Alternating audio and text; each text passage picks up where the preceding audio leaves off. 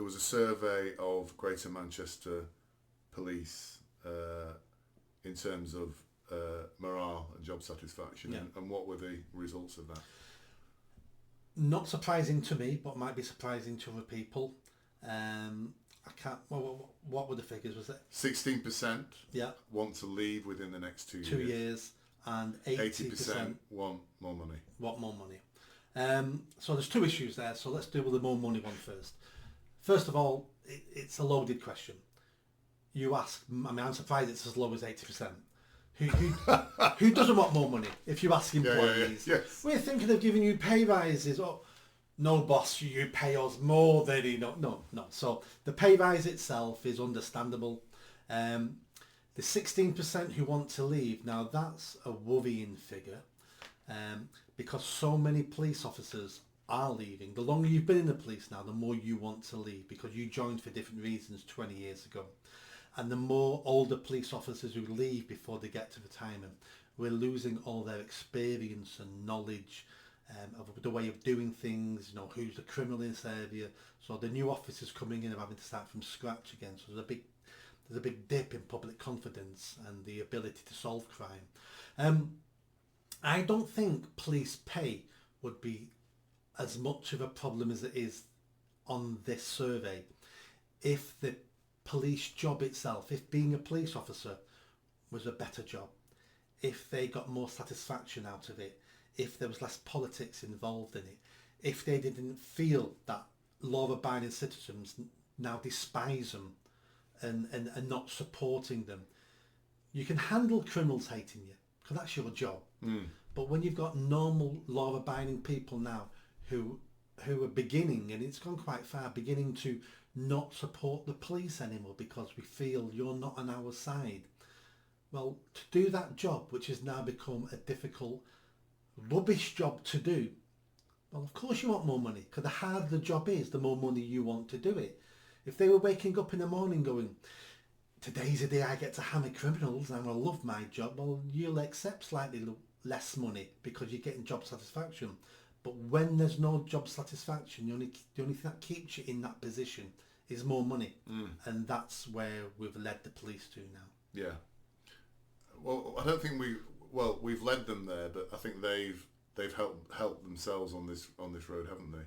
If we see, it's the top class. Yeah, but if we see now, if we just look over the past 4 years, let's go back 4 years to COVID, and in Manchester particularly, the way the police, the draconian enforcing of the COVID laws, the behaviours around that, people told they couldn't go to the park, being arrested for that side, the abysmal crime solving rates within the Greater Manchester area, and they are abysmal basically.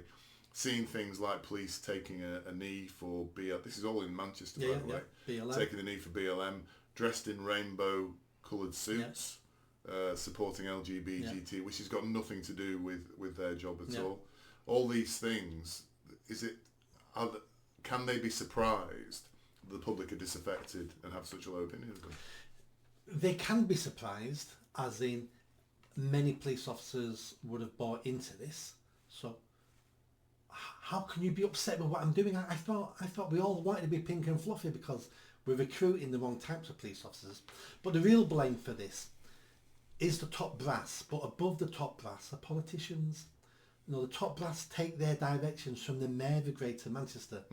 And before there was a mayor, they would take it off the police crime authority, who are all local elected politicians. So because it's a public service, they take their directions off elected politicians. And who elects those politicians? We do. So as citizens of this country, of this city, we need to take some responsibility that we did allow this to happen under our watch by voting for the politicians who then ruined the police. Yeah, and this is a really interesting point, and I'm not sure what the answer is, but we're coming up to the mayoral elections now, 2nd of May. In my opinion, you would be a fantastic mayor for Greater Manchester, and I'm going to vote for you, and I know a number of other people are going to vote for you as well. It's highly likely, however, that Andy Burnham will win the mayorship as well.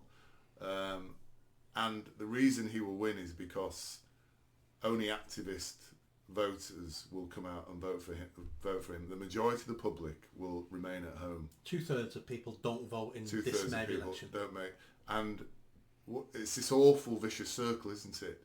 People don't vote because they are so disenchanted and disenfranchised with the political system. Then they spend the next 4 years complaining about the behaviours of the politicians, and I don't know how we get around that. I was just reflecting on it now. Is compulsory voting the way to make this happen? To forcing people to vote, and then I think if you force people to vote, Andy Burnham wouldn't get in because most people wouldn't vote for him. They'd vote for somebody else or an independent or whatever it might be. But we've got this awful cycle. It's happening all over, isn't it? All the councils. It's happening with the Labour councillors. It's happening in the areas like Rochdale where most of the councillors are now Muslim because the Muslims are voting for the Muslims and nobody else can be bothered to vote. And you're getting these silos of parties in power, groups in power, whether it's a Muslim group, whether it's a Labour group or whatever it might be, who are voted in by effectively a small number of activist voters, and they are carrying out policies not that the majority of people agree with. It's an awful situation. How do we get out of it? So a good example would be the last election. Andy Burnham won the election on 17% of the electorate. So when you count the people who didn't vote and added it, 17%, that's how he won. How do we get people to take this more seriously? There is two ways. The first way, as you said, is compulsory voting. They do that in Australia. You are fined if you do not vote. They check it all.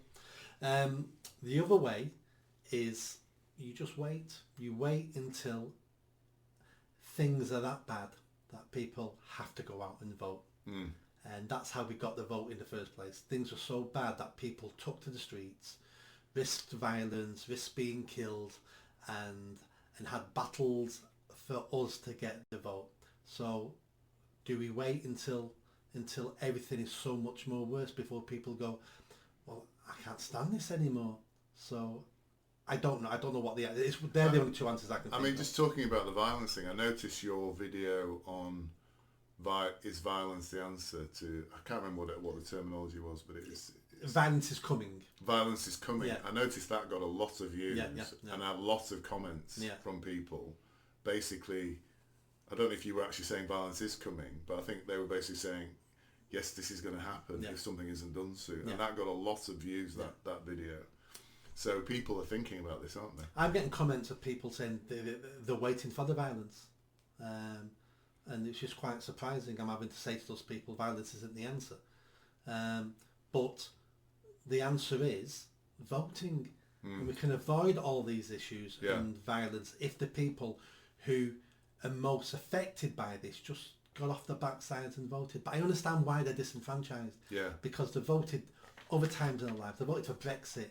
And we only got Brexit in name only, really. Brexit never happened, really. No, not the way we wanted it to happen. We get prime ministers and then they're ousted. Well, Boris Johnson I voted for him, but he was a fool. He turned into, I got proven wrong. Everyone said he was a fool. I didn't believe him. It turned out I was wrong. But he got ousted. And people have said, well, I voted for him and now he's not. So I understand why they're disenfranchised. But the elite, whoever the elite are, there's many different types of elite. The elite played a trick on us and conned us. And that was to make us believe our vote doesn't matter. And that con has worked because most people think their vote doesn't matter, so stay at home. And the reason why they played that trick on us, because they know our vote does matter. And if they can keep people at home who they disagree with, well, that's great. My people will come out and vote and I'll win. Well, it's an interesting point, isn't it? Because what you're saying here is, and I haven't thought about it before, there used to be a situation where certain people weren't allowed to vote because it was felt that they didn't deserve a vote. Have we ended up creating that same situation now? We're effectively stopping people who we don't think, the elite are stopping people who they don't think deserve to have a vote from voting. We are. And we've done it in such a sneaky way, they don't realise that they've been stopped from voting. They think it was their choice. It's like the magician. Pick a card, any card. I always make sure you pick the card I wanted you to pick. I mean, that's a really interesting idea, isn't it? That actually the elite have manipulated things so the people they don't want to vote aren't voting. Yeah. And I guess the same thing is happening in America, isn't it? The way they structure the voting system now, the Democrats are trying to structure in such a way that the Republicans can't vote in certain areas. Yeah. And this has always gone on. This has always gone on. But that's quite scary, actually. Yeah. If you like that video, don't forget to subscribe to the channel, hit that notification bell and comment. And if you like what I'm saying about running for Mayor of Greater Manchester, then stick around. Tell your family, tell your friends. The only way I'm going to have a chance of winning is a grassroots movement. So be part of that movement and hit that bell. Thanks.